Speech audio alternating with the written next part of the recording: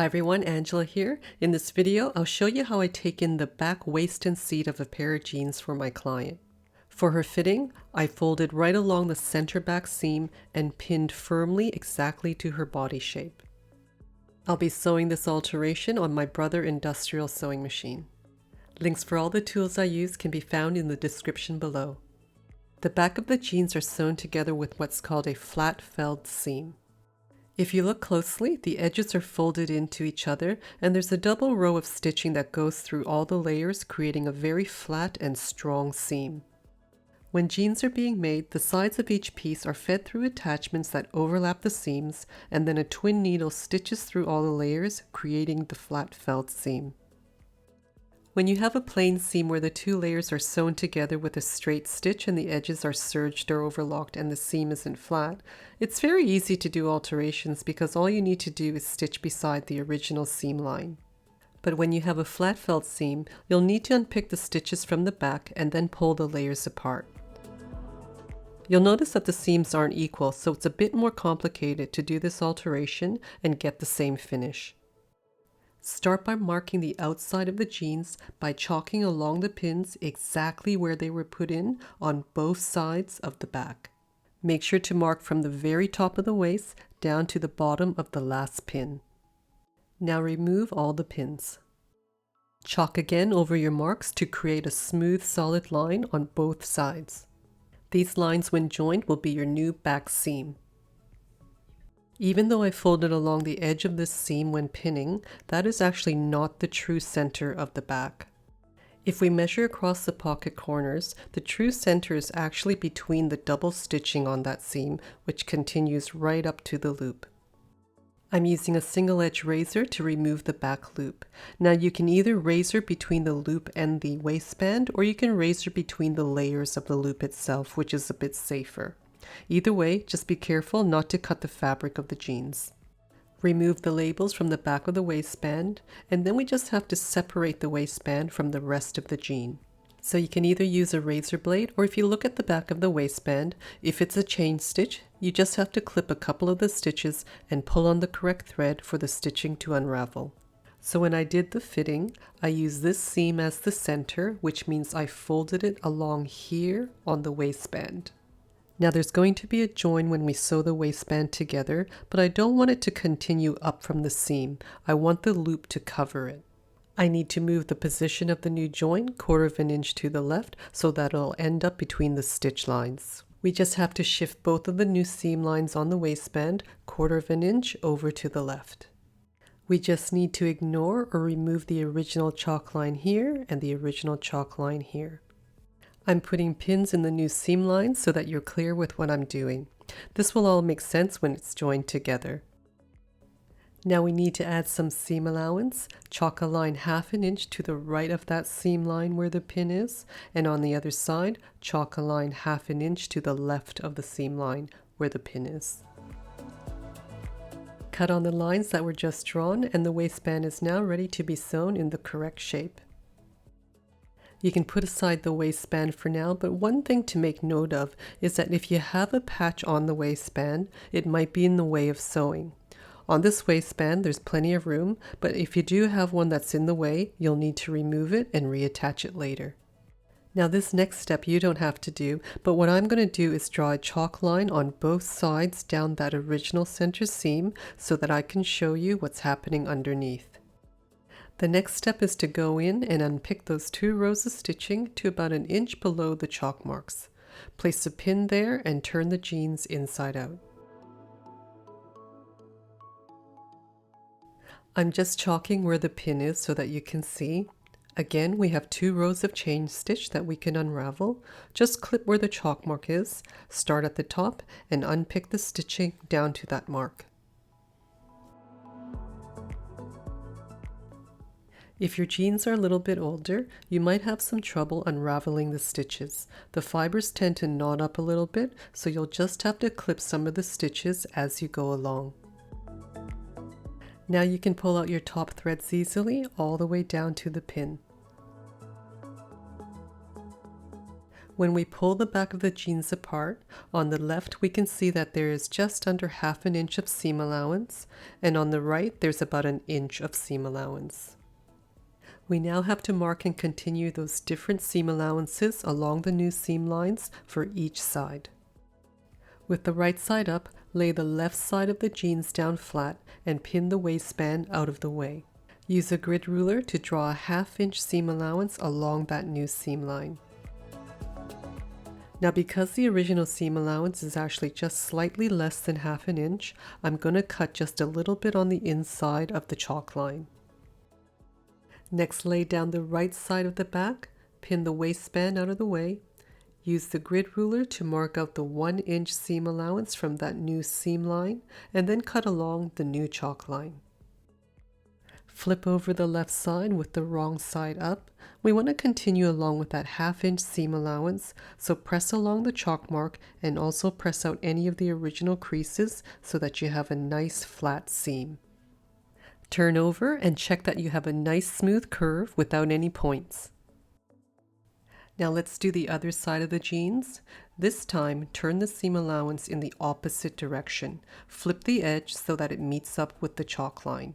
You're still turning and pressing a half-inch seam allowance, but this time towards the outside of the jean. If you take a closer look at the seams, you can see that the right side is sandwiched in between the left side and then folded over before it's stitched down. If you don't have thread that matches the original stitching perfectly, you may want to unpick all the way down to the crotch. Now turn your jeans inside out.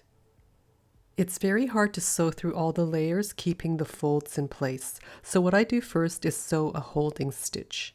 To do this, place the edge of the underlayer right into the fold of the top layer. Fold the top layer over and place a pin through the seams. You really want to make sure the edge is butted right into that fold. You should be able to feel it with your fingers. If it's not accurate, the seams on the inside may look too wide and the stitching may not sew through all of the layers. It's also important to match the seams of the yoke going across the seat. Match the seams along the chalk lines and pin it in place through the fold line before flipping the top layer over. If you're finding this video helpful, make sure to like, share, subscribe, and turn on all notifications, and leave a comment below. If you need to use the same thread right down to the crotch, unpick the rest of the original top stitching and pin all the way down. Starting at the bottom near the crotch, stitch a line through the center of that seam to hold all the layers together. Remove your pins as you sew and check at the same time the edge is still tucked into the fold. When you get to that really thick seam, use the tool to help keep the fabric in place and to keep the fabric folded over. You may need to carefully hand wheel over this thick seam to avoid breaking a needle. One other step I do is sew just where the pin is to hold that seam in place. Place your needle down in between the two horizontal lines of stitching and just slightly to the right of the fold. Sew a couple of stitches to hold it all in place. Turn over to the right side and check that the seams are perfectly matched. So this holding stitch that was just sewn isn't going to show on the outside. It's just there to hold the seams together, so when the seam is folded down to do the top stitching, it won't shift or come apart. Next, we'll do the top stitching with the jeans still inside out. Because the seam was pressed earlier, we can now lay the back seam into position along that fold. Edge stitch about a 1/16 of an inch beside the fold.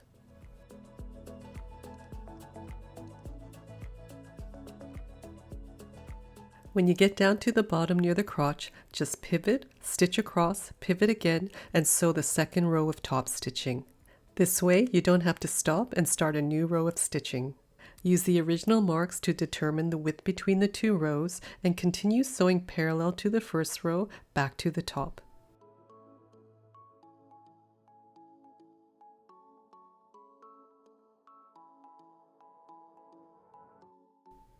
Next, we'll sew the inner waistband first. Put right sides together and match the top folded edges. Place a pin through the folds so that they'll match perfectly when sewn together. Then repeat for the bottom edge.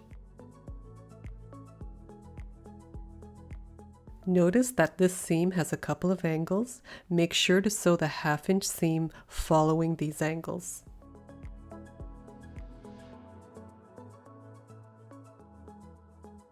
I've ironed the seam open and also ironed the top and bottom edges so they're nice and smooth. Even though this seam was on quite an angle, you don't want to have points at the top and bottom of the waistband. Fold the outer waistband out of your way if you want the label back on, center and reattach. Next, put the right sides of the outer waistband together and again match the edges and folds and stitch together following the angles. Open the seam, fold the top and bottom edges, and iron if you need to. Match the top folded edges and stitch together along the original marks. Back tack at the start and finish. Fold in the bottom edges of the waistband, and you can see that seam is in the center between the top stitching. Place the waistband back on the original position. Pin through all the layers and check to make sure you've pinned the back edge as well. Stitch the bottom edge of the waistband, back tacking at the start and finish.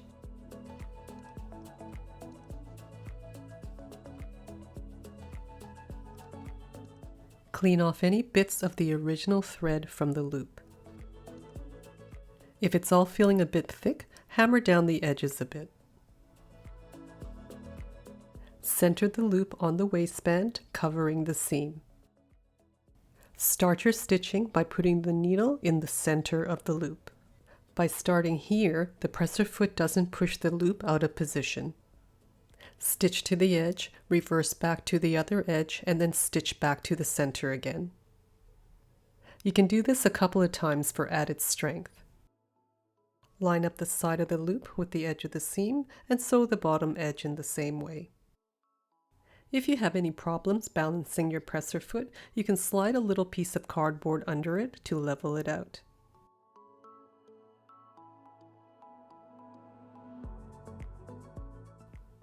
On the inside, you have a professional looking flat felt seam with an extra holding stitch in the middle. On the outside, your seams match, your loop covers that waistband seam, and the pockets are evenly spaced from the center of the back seam. Make sure to check out more of my sewing tutorials. Thanks again for watching. Until next time, take care and happy sewing.